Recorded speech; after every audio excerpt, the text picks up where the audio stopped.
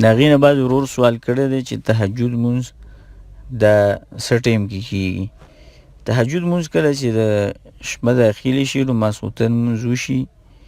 نو بهتره خبره دا ده چې هغه ثلث اللیل کې وشي. په هغه وخت کې روایت راغلی دی او د هغې په فضیلت باندې او د شپې په هغه اخیره حصه کې دا ډېر بهتر او ډېر غوره دی چې الله سبحانه وتعالی راکوزیږي او دغه وایي چې من یدعوني فاستجیب له،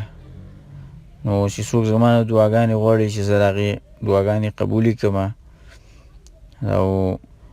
دغه الله سبحانه وتعالی چې څنګه د هغه د شان سره مناسب وي نو راکوزیږي او د بندګانو خبرې اوري او د بندګانو دعاګانې قبلوي او په دغه وخت کې دعاګانې قبلیږي. نو په کار ده چې په دغه وخت کې انسان غافله پاتې نشي، خاص کار په دې شپو ورځو کې خامخا